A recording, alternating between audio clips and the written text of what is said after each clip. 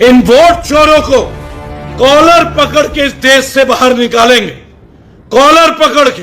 ये क्रांति देश में आएगी। सबको जय मसीह की। मेरे प्रिय भाई और बहनों, आज की वीडियो में आपको ये बताना चाहता हूँ। तो आजकल नेपाल में जो वायलेंस चल रहा है, राजनीति को लेकर नेताओं को पीटा जा रहा है, मारा जा रहा है, इसको लेकर मैं बात करूँगा। लेकिन ये जो घटना हो रही है, ये जो घटना के साथ बजरंग दल, आरएसएस दल, ये जो जितने भी मसीह विरोधी संगठन है, सबका लिंक है। तो मेरे प्यारे भाई और बहनों, आज की वीडियो में आपको ये बताना चाहता हूँ, अब नेपाल में शुरू हुआ है। अगर ये इंडिया में शुरू हो जाएगा ना, तो ये विरोधी लोगों, ये जो विरोधी लोग हैं, ये कहाँ जाएंगे, कहाँ भागेंगे, ये मुझे भी नहीं पता। ये जो आरएसएस बजरंग दल का लोग है ना, ये जो डिस्टर्बेंस करते हैं मसीह समाज के अंदर घुसकर, तो अब वक्त आ चुका है। तो मेरे प्यारे भाई और बहनों, वक्त आ चुका है। अब मैं आपको गारंटी के साथ बोल सकता हूँ कि ज़्यादा दिन नहीं है, ये जो बजरंग दल वाले हैं ना, इन लोगों का खेल बहुत जल्द ख़त्म होने वाला है। ये पूरा गारंटी के साथ मैं आपको कह सकता हूँ। जय मसीह की। चलिए हम वीडियो का हम शुरू करते हैं। नेपाल जीता जागता उदाहरण है। इन नेताओं के छाती के अंदर डर होना चाहिए भ्रष्टाचार का। आज ओली भाग गया हेलीकॉप्टर से। क्यों भागा? चोर है इसलिए भागा, चोर है इसलिए भागा। हर चोर को भागना पड़ेगा। इन वोट चोरों को कॉलर पकड़ के इस देश से बाहर निकालेंगे, कॉलर पकड़ के। ये क्रांति देश में आएगी। नेपाल से जो क्रांति चली है, अब ये रुकेगी नहीं। कोर्ट में घसीट के ले आऊंगा, नितिन गडकरी के दोनों बेटों को कोर्ट में घसीट के ले आऊंगा। अब आज जो नेपाल में हुआ है, ये डर भारत के हर व्यापारी को होना चाहिए। ये बीजेपी की सरकार नहीं है, ये बाप बेटों की सरकार है। और मैं से देश के मंत्रियों का घर जलेगा, जलेगा। लोग मारे भी जाएंगे। ये नेपाल के गृह मंत्री भाग गए, शिक्षा मंत्री भाग गए, वित्त मंत्री भाग गए। This is revolution. पूर्व प्रधानमंत्री नेपाल की पत्नी को जिंदा जला देना, ऐसे नेताओं को घर से निकाल निकाल के मारना, गली में दौड़ा दौड़ा के पीटना, उनके कपड़े फाड़ना, उनके भ्रष्टाचार के महलों को आग के हवाले कर देना।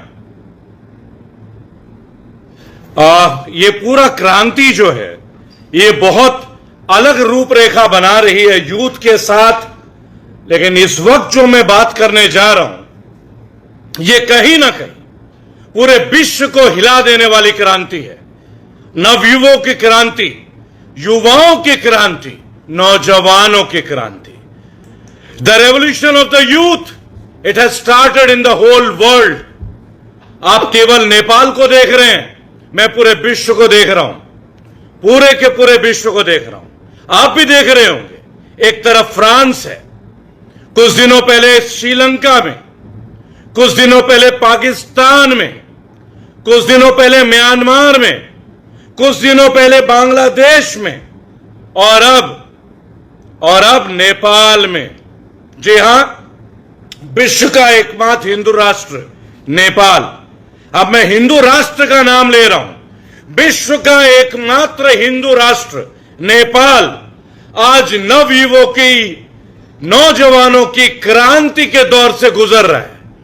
ऐसे नेताओं को घर से निकाल निकाल के मारना, गली में दौड़ा दौड़ा के पीटना, उनके कपड़े फाड़ना, उनके भ्रष्टाचार के महलों को आग के हवाले कर देना, उनके बेशकीमती उपहारों को सड़कों में फेंक देना, पूर्व प्रधानमंत्री नेपाल की पत्नी को जिंदा जला देना, नेपाल के वित्त मंत्री को घुसा घुसा के मारना, कपड़े फाड़ देना, नंगे कर देना। आप जानते हैं आखिर ये क्यों हो रहा है? क्या लगता है आपको? ये केवल सोशल मीडिया बैन करने की बात है? क्या यूट्यूब और फेसबुक बैन करने की बात है? नहीं, कदाचित नहीं।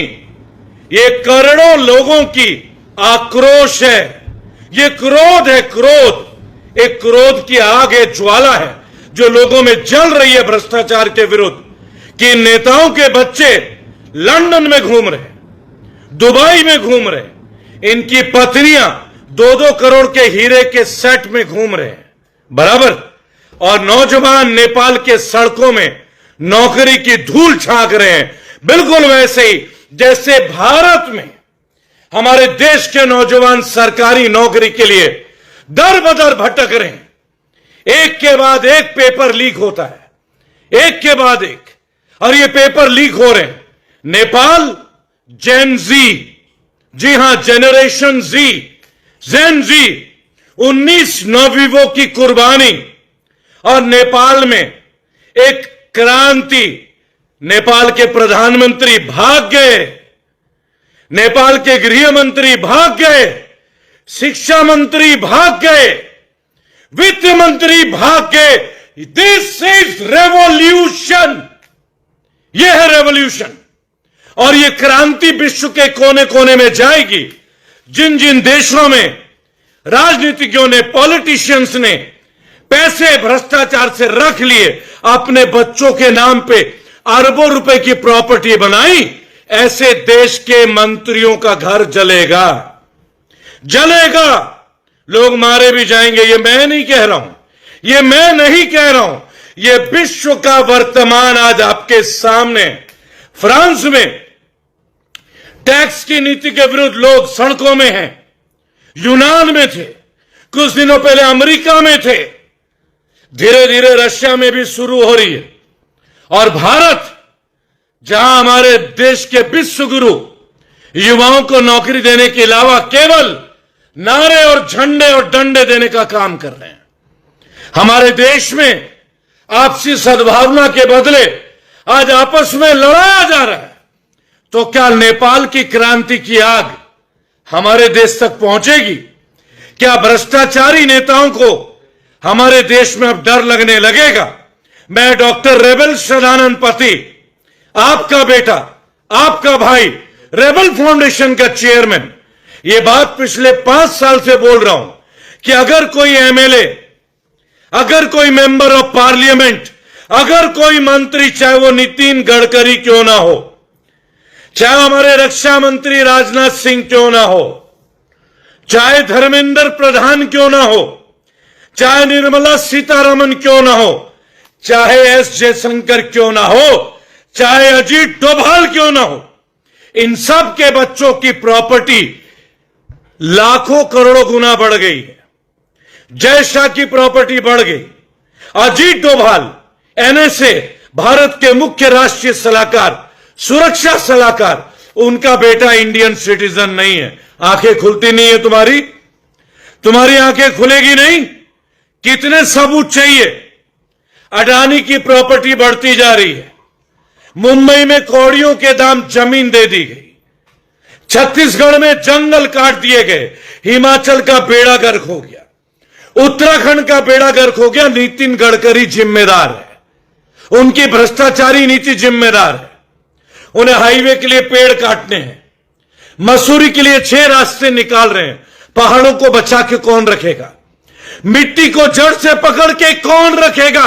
यही पेड़ पौधे। लेकिन नितिन गडकरी के बच्चों को, यह बीजेपी की सरकार नहीं है, यह बाप बेटों की सरकार है। और मैं डॉक्टर रेबल सदानंद पति पूरे होशोहवास के साथ आपके सामने यह बोलने की हिम्मत पिछले 10 साल से रख रहा हूं।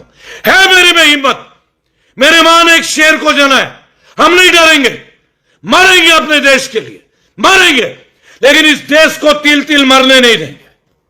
नहीं मरने देंगे भारतीयों को, नहीं मरने देंगे भारत को हिंदू मुसलमान के नाम से, नहीं लूटने देंगे देश को अडानी के नाम पे, अंबानी के नाम पे। अब आज जो नेपाल में हुआ है, यह डर भारत के हर व्यापारी को होना चाहिए, यह डर भारत के हर राजनीतिज्ञ को होना चाहिए। क्या आप मेरे साथ हैं? क्योंकि मैं तो लड़ रहा हूं, मैं तो भ्रष्टाचारी नेताओं के मुंह में माइक घुसा रहा हूं। ये आप देख रहे हैं, मैं डरता नहीं हूं।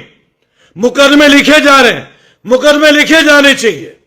कश्मीर में महराज मलिक, एक नौजवान, एक एमएलए जो अपने दम पे बना लड़ रहा है सिस्टम के विरुद्ध, लड़ रहा है, युद्ध के तरीके से लड़ रहा है, लेकिन उसके ऊपर भी मुकदमा दर्ज कर दिया गया। महराज मलिक, तू मेरा छोटा भाई है, आ रहा हूं कश्मीर, तू मेरा छोटा भाई और तू शेर है, इस भारत के हर बच्चा शेर है। मैं आज इस वीडियो के माध्यम से अमित शाह जी को, नितिन गडकरी, जिनके 2 बच्चों के लिए एथेनॉल को पैदा कर दिया गया, 17 करोड़ की कंपनी 512 करोड़ की हो गई, क्या तुम लोगों की आंखें नहीं है? बीजेपी वालों, क्या तुम्हारा दिल नहीं है? मैं भारत के हर नागरिक से पूछता हूं, क्या पेट्रोल में इथेनॉल चाहिए? साबित करके दिखा दे निखिल गडकरी का बेटा। दूध का दूध और पानी का पानी कोर्ट में घसीट के ले आऊंगा। नितिन गडकरी के दोनों बेटों को कोर्ट में घसीट के ले आऊंगा। माननीय सुप्रीम कोर्ट ने एक बात के लिए हियरिंग छोड़ दी, बराबर, यह क्रांति देश में आएगी। नेपाल से जो क्रांति चली है अब यह रुकेगी नहीं। क्या आपको याद है फ्रेंच रेवोल्यूशन? क्या आपको याद है यूथ बंगाल मूवमेंट, डेरोजियो? क्या आपको याद है पूर्ण स्वराज? क्या आपको याद है छत्रपति शिवाजी महाराज की अखंड भारत? याद है? तब भी भ्रष्टाचारी लोग थे। हिंदू, मुसलमान, सिख, ईसाई सब आपस में भाई भाई, भारत की अखंडता को तोड़ने नहीं देंगे बेटा। इन वोट चोरों को कॉलर पकड़ के इस देश से बाहर निकालेंगे, कॉलर पकड़ के इन्हें जेल भेजेंगे। तुम साथ दो। अभी तो बिहार में इनको मुंह का जवाब, ईंट का जवाब पत्थर से दूंगा।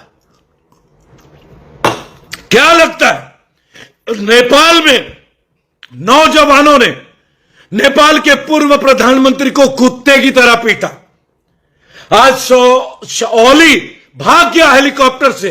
क्यों भागा? चोर है इसलिए भागा, चोर है इसलिए भागा। हर चोर को भागना पड़ेगा।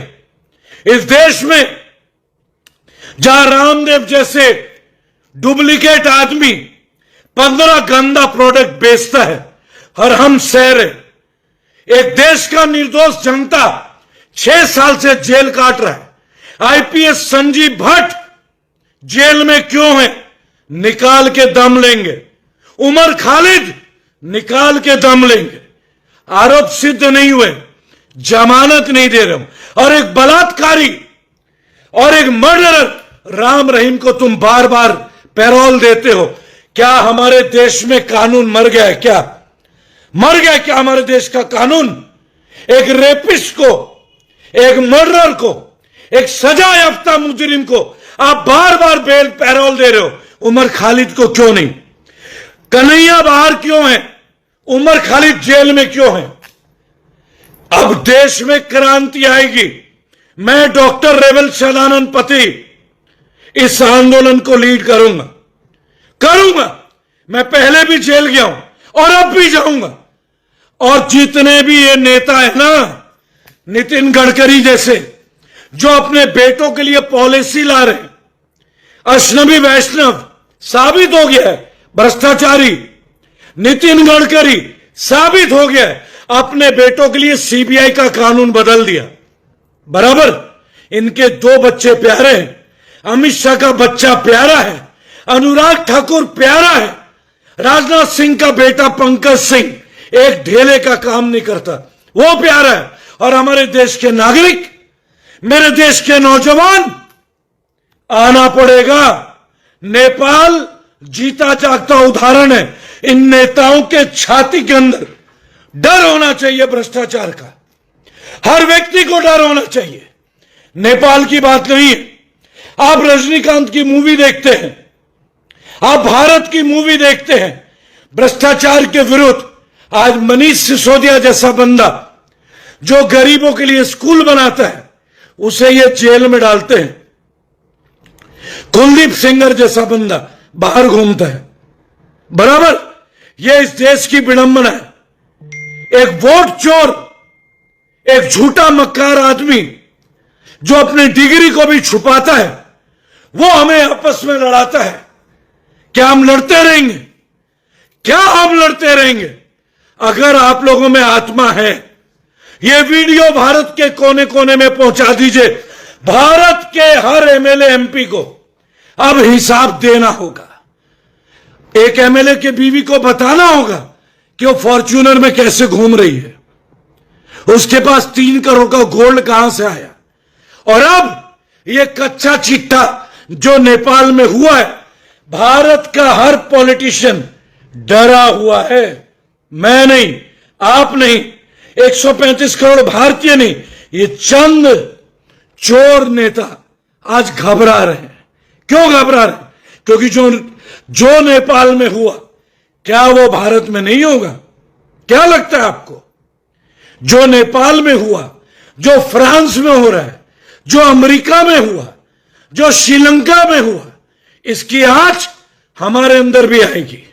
आज मैं रेबल सदानंद पति आप सब से समर्थन मांगता हूं। समर्थन मिलेगा 8595640042। अपने अपने एमएलए एमपी का एक भी कच्चा चिट्ठा है दो, फाड़ के रख दूंगा। इनका भ्रष्टाचार फाड़ के रख दूंगा। अगर इन्होंने भ्रष्टाचार किया है, पब्लिक के सामने लाके दिखाऊंगा। ये काम मैं कर रहा हूं, ये काम मैं पिछले 8 साल से कर रहा हूं।